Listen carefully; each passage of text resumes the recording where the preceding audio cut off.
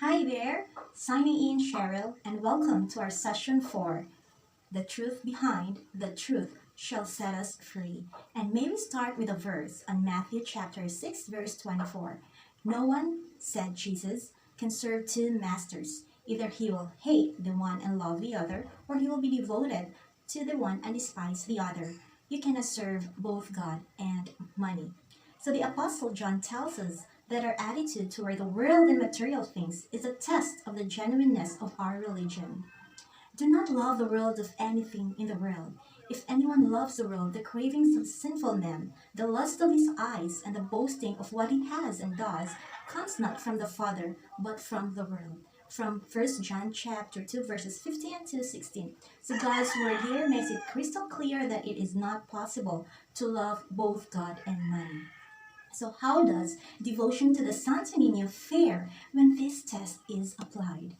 So one writer observes that most devotees use their Santo Niño as a talisman, or what we call charm, for successful business.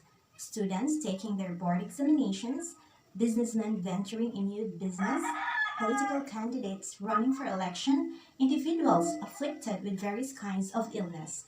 From headaches to cancer, all appeal to the Santo Niño for help. Most of these appeals are accompanied by promises to the Santo Niño that if their petitions are granted, they would give him gifts and be more devoted than ever. But their requests are unabashedly self-centered, and the conditions are set by the petitioners. One writer said of the devotion, "To love God is not to love Him in expectation of reward." So with this, we can say that devotion to the image of Santo Niño is materialistic. And do you know, its various forms are similar to pagan deities. There are about 95 kinds of Santo Niños. So this is quite interesting. Their names and styles are as diverse as they are intriguing.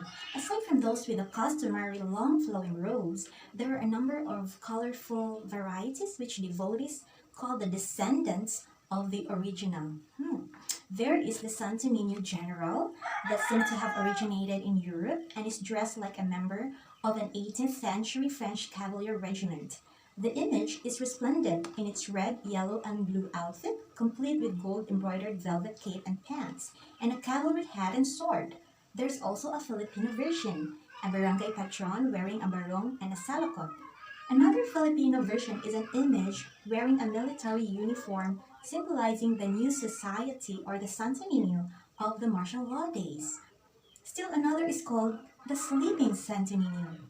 This version was conceptualized during the celebration of the 400th anniversary of the Santo Niño of Cebu. Its maker said that the Santo Niño is taking a respite from spiritual shepherding. So the sleeping Santo Niño is taking a rest, having become weary from attending to the needs of the Filipino people for 400 years. But you know, the true God doesn't get tired. Another image sports rich Chinese silk and distinctly Chinese eyes. Oh, so Santo Niño also can be a Chinese. It has another nationality. It is called the Santo Niño de Chino. The Santo Niño del Negro del Mundo, on the other hand, is patron and protector of the brown race. Wow! Very different in the Santo Niño Nazareno. He wears the traditional Nazarene habit and sports long tresses and a three somber face. Still, another Santo Niño is a boy shepherd, a boy shoemaker, a boy emperor, and a boy standing by a wishing well. One Niño has appeared sitting astride a nuclear missile. It seems there may soon be a Niño for every profession and business, for the laborers, doctors, lawyers, and even sidewalk vendors. That anyone and everyone is free to devise a Santo Niño is to his liking, reflects the Roman Catholic tradition of a patron saint for almost every kind of problem or business. This tradition, in return, actually is borrowed from ancient pagan ideas of gods and goddesses for every sort of problem. Do you know that?